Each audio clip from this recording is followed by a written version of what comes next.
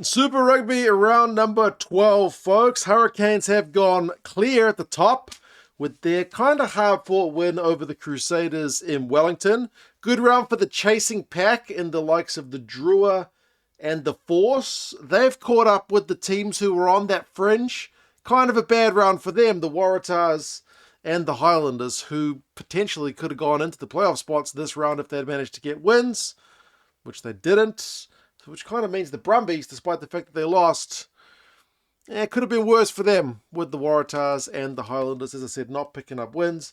And the Blues got an expected win, albeit it took them kind of a wee while to get going. Let's go through the games pretty quick, and you guys can let us know your thoughts. Friday was Hurricanes Crusaders. We did a full match review of that one. It was a pretty good game, I thought. Fairly high scoring. You saw tries through the sevens. There's been a lot made of Fainganuku playing 7 for the Crusaders. Still very early days for that man. Karefi likewise got a try for the Hurricanes. Morby got one. Roy Gardfinang-Anofo got one for the Crusaders. They were just that one try behind. Hotham, Rehana, and Gardner got their tries. There was kind of a bit of controversy about each side's final try. But ultimately, I think the Hurricanes were pretty good value for their win. They had more line breaks. Jordie Barrett had a bunch of carries. And I forgot to mention it in the review, but David Havili at the end. When you're chasing the game with the clock virtually gone, why are you kicking the ball away? I know there are times when you're kicking is the smart move.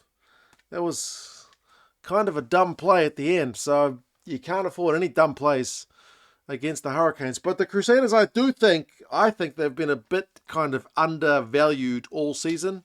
From the power rankings videos, I've been the Crusaders maybe fanboy over here as a Blues man, which is unusual, but yeah, I think the Crusaders did better than most people thought they were going to do in Wellington. Hurricanes still get that win. It's an important one for them because I know a lot of Hurricanes fans are still kind of waiting for that banana skin to happen, but you're still looking good.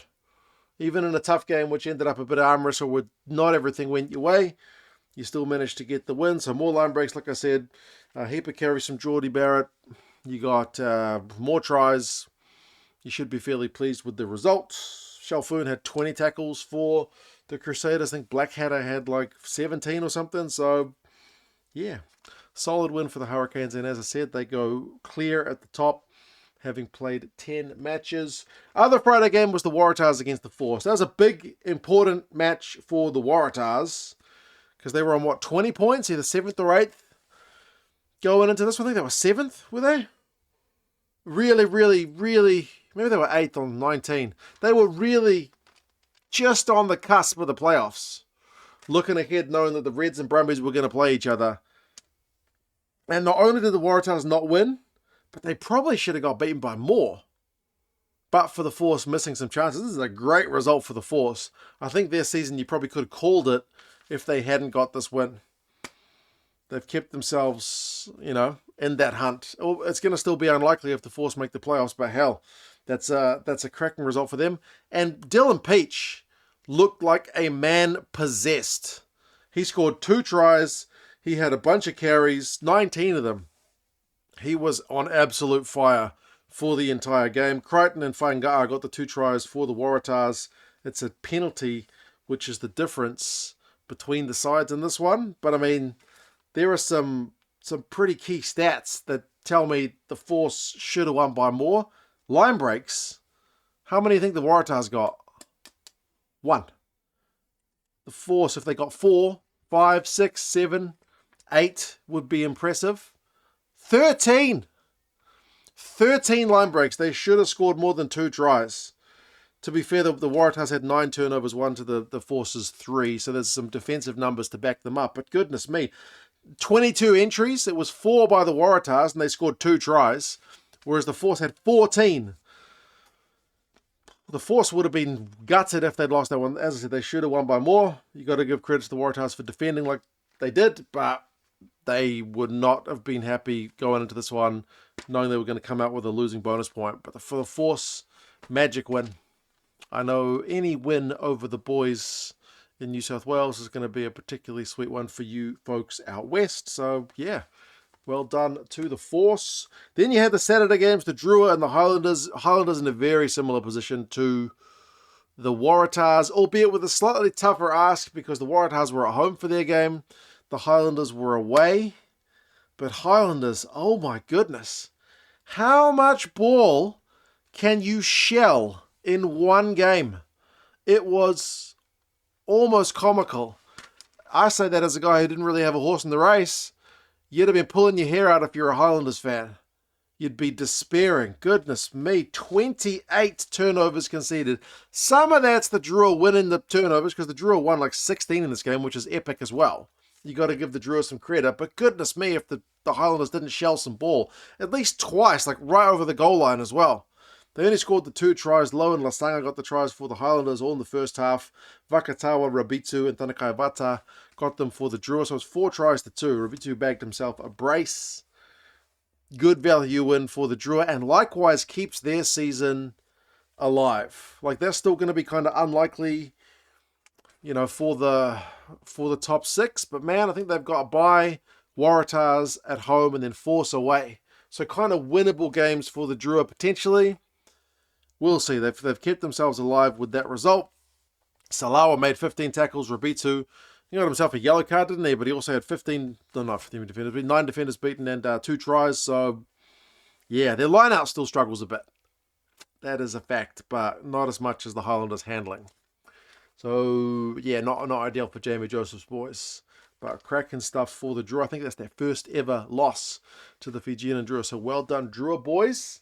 Then Moana and the Blues, which was always predicted to be the blower of the round. And that is how it goes, 45-19. But you wouldn't have known that at halftime. Halftime was a 2-pointer. The Blues were really failing to put the Moana boys away. There'd been 2 tries to Sanarevi. For the Moana lads, close range ones, Renata and Cade Banks scored them for the Blues. Cade Banks' try was pretty good because he had a lot of work to do. Still managed to ground the ball despite multiple defenders around him. And in the second half, the Blues forwards go to work. Tupulotu, Mullen, Perofeta gets 1 and Barrett gets 1. Peter gets 1 at the end. So, yeah, I feel like the Blues, they like some close range carries. They want to physically dominate. So, yeah, it was making the 4 Moana guys make a lot of tackles, wasn't it?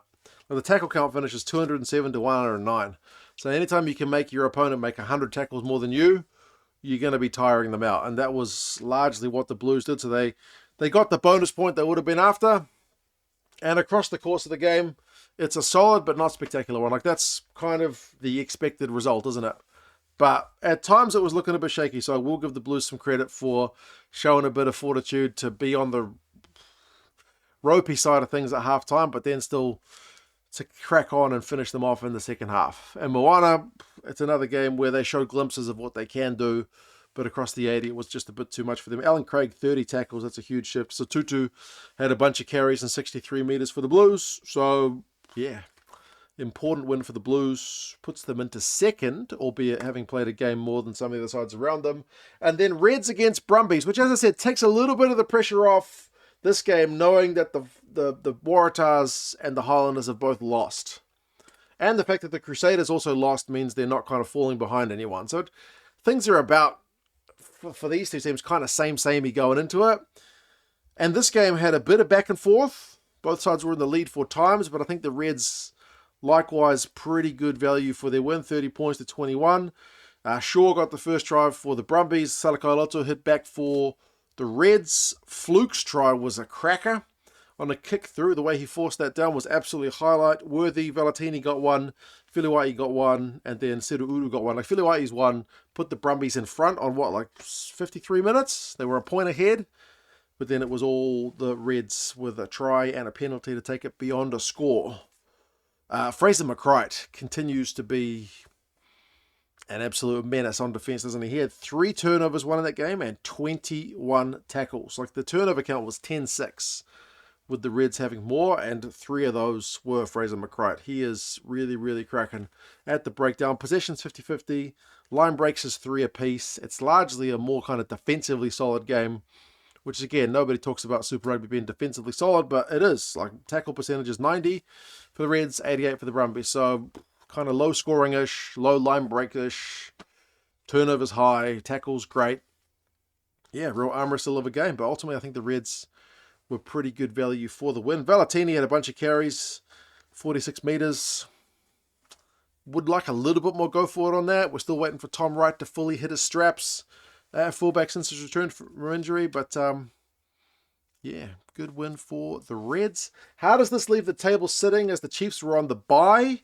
Hurricanes are on 40 points in first, the Blues 2 points behind in second, and the Chiefs third in 36 points. So that's your top three sides, who will be your home teams in the playoffs if things were to finish the way they are today. But remembering the Blues have played a game more than both the Hurricanes and the Chiefs. The Reds, Crusaders, and Brumbies are 4, 5, and 6. So the Reds are up with that win, 27 points, same as the Crusaders, and the Brumbies are still there on 25. The Reds have played one less game than the other two. So potentially they are the best of those kind of chasing three teams. And they're just outside the playoffs. 3 teams on 20 points. The Drua, the Waratahs, and the Highlanders. Just that kind of bonus point win behind the Brumbies. 5 points behind. Then there's the Force on 18. And way behind everyone else is still Moana there in 11th on 4 points. Next round, Crusaders Blues. Down in that new stadium in Christchurch. Should be an absolute cracker on Friday. Crusaders are at home. Blues are higher ranked, but I think the Crusaders will be favourites for that one. They won't want to lose. Imagine if the Blues were the first ever team to beat the Crusaders down there. They wouldn't like that. So the Crusaders will be favourites. Reds against Chiefs will be a good test of the Reds' playoff potential as well, playing a side ranked higher than them. Highlanders against Waratahs is essentially a knockout match, I think. Whoever loses that is pretty much done. Moana Pasifika against the Hurricanes should be your blowout for the week. Although Moana are at home. And then the Brumbies against the Force. The Force need a win here, don't they? Yeah, the Drua will be on the bye. You guys let us know your thoughts on how the round was. I didn't pick a game of the week. I think Hurricanes Crusaders is probably game of the week. Sorry, I don't mean to keep picking games where the Crusaders lose. But I think that's probably game of the week. It was genuinely pretty entertaining stuff. You guys let us know your thoughts, and I'll talk to you guys again soon. See ya.